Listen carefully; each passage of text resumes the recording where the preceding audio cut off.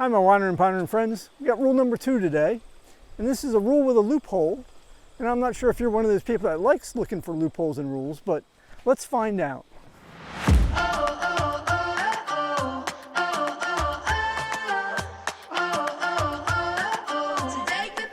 Hi, my wandering pondering friends. Bill here. So rule number 2 is we're all still friends when it's over.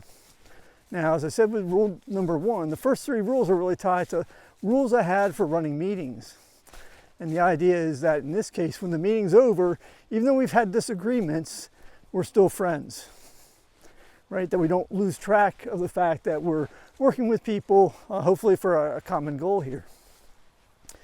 You may be asking, well, Bill, we weren't friends to begin with, right? That's something that people would bring up. Either they're looking to be smart or they're looking for a loophole in the rule. And while that's an interesting view, that kind of misses the mark of some of this, right? In fact, I would assert that when you have folks that come together to work together that have opposing views, they've accomplished some of the greatest things. And so that idea of keeping in mind the fact that you're friends when it's over, or you're looking for a common goal. You know, one of the things that made me start thinking about this back in like 2005, I think it was Karen Goodwin's book, Team of Rivals. It was about President Lincoln and his political skills and the things that he did. And one of those was he built a cabinet with several people that others would consider rivals. You know, they were people that ran against him in the presidential election. And yet, by bringing them together, he wanted their insight, he wanted their ability to bring support from different corners. They were able to do great things, including the Emancipation Proclamation. So that book would go on to be a movie. Spielberg would make that. I think the book is better. You let me know in the comments if you've read it and watched the movie, which is better. So another example would be Winston Churchill's war cabinet. So in 1940, he pulls together this war cabinet, and an unlikely group of men in ways. But he knew he wanted them to help bring support together, right, from different parties, but also he wanted their input. He knew they were smart men, even if he didn't agree with them 100% of the time. And so guys like Chamberlain and Atwills and Cripps became part of that war cabinet. And while they didn't vacation together, you know, they weren't friends in that sense, they ended up helping save the world.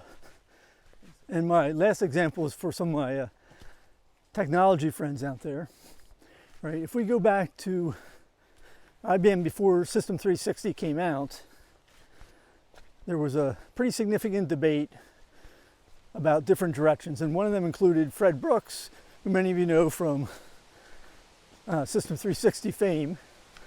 He wanted to keep working on the 8000 family of machines.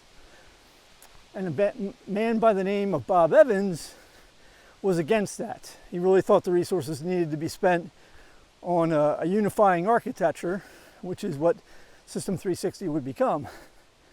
And so after many months of heated debate about that, the executives determined that Bob Evans was correct, that they should stop the 8000 series and go ahead with this unifying architecture, which was going to be a huge gamble.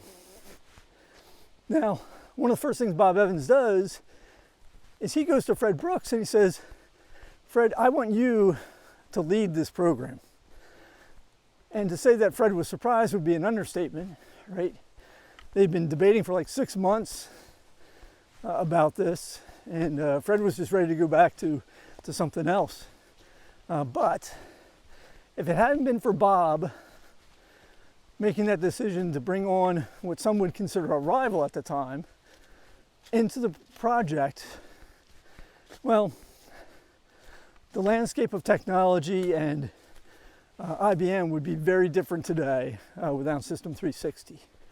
And I'm not sure that would have happened without that collaboration between Bob Evans and Fred Brooks. Well, if you're wondering where I am today, I'm at Aqua Terra Wilderness Area, part of the Broome County Park System. A great place here, kind of two different sections. And this would be the aqua side. So all this land was part of a sportsman's club at one time. And so a little pond here created by a dam, which maybe you can see kind of over the far end there. And just a beautiful area here. Trails are a little soggy at times. Actually, pretty much all the time, except for the peak of summer. Except for not this summer.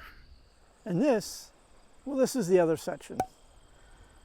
This used to be the Innsbruck ski area. And so up at the top of there, a lot of it's overgrown. I think it closed in 74 maybe? Glenn, can you look that up for me, buddy? So the trails crisscross back and forth through there, back through the forested areas, a couple areas that are where the old paths were, where the runs up. I've seen snowboarders and mountain bikers come down. They have a bit of a hike to get up there, but I think they have a lot of fun on the way down. Well, do you have a favorite story about rivals that came together and did great things? If you do, I'd love to hear about them. Please drop them down in the comments below. And while we're talking about that, if you think these videos are of value and you think others should see it, hit the subscribe button, hit the like button. That all feeds the algorithm so other people find out about it. I do appreciate all of you, and I appreciate your time and just hanging out with me here. And so with that, have a great day, my friends, and talk to you later. Bye now.